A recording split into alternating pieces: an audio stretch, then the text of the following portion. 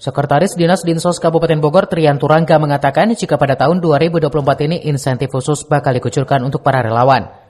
Selain itu, Dinsos juga fokus mensinergikan semua potensi pekerja sosial, pendamping maupun lainnya, mengingat permasalahan yang dihadapi mereka di bidang sosial juga sangat besar.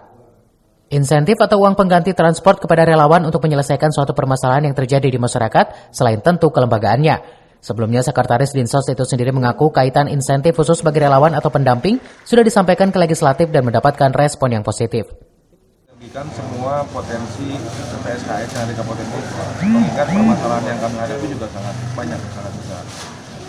Salah satunya adalah bagaimana kemudian juga kita menyiapkan sebenarnya insentif atau semacam modal pengganti transport bagi relawan-relawan ini untuk mereka menyelesaikan masalah di masyarakat.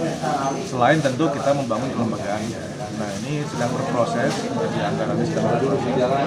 Mudah-mudahan ini bisa terlaksana. Karena apa? Karena memang tidak mungkin kita bisa menyelesaikan masalah kesejahteraan sosial di Kabupaten Bogor ini hanya mengandalkan Dinsos. Hanya 122 orang stafnya menghadapi 6 juta jiwa masyarakat Kabupaten Bogor, tentu perlu dukungan dari masyarakat. Hanya tinggal masalahnya ketika ada masyarakat yang komit dan concern untuk membantu kita menyelesaikan masalah kesejahteraan sosial, lalu bagaimana perhatian pemerintah kepada mereka. Dari Kabupaten Bogor, CV Suryadi melaporkan.